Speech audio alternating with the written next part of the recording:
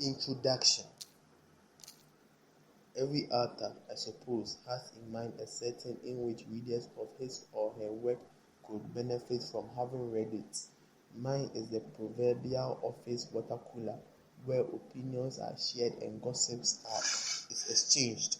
I hope to enrich the vocabulary that people use when they talk about the judgments and choices of others, a company's new policies, or a colleague's investment decisions.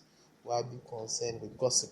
Because it is much easier, as well as far more enjoyable, to identify and label the mistakes of others than to recognize our own.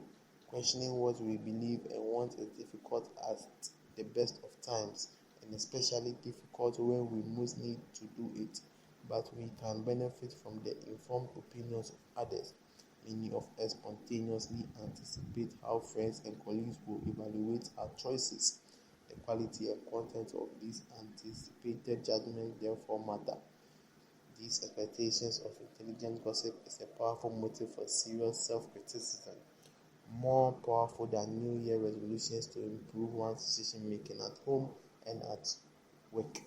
To be a good diagnostician, a physician needs to acquire a large set of labels for diseases, each of which binds an idea of an illness and its symptoms, possible antecedents and causes, possible developments and consequences, and possible interventions to cure or mitigate the illness. Learning medicine consists in part of learning the language of medicine. A deeper understanding of judgments and choices also require a richer vocabulary than is available in everyday language. The hope for informed gossip is that there are distinctive patterns in the error people make. Systematic errors are known as biases, and they recur predictably in particular circumstances. When the handsome and confident speaker bounds onto the stage, for example, you can anticipate that the audience will judge his comments more favorably than he deserves.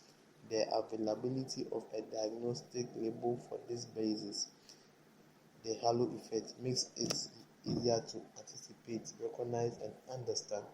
When you are asked what you are thinking about, you can normally answer.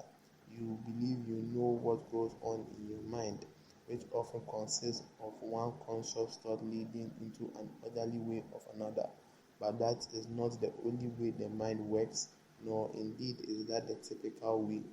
Most impressions and thoughts arise in your conscious experience without your knowing how they got there.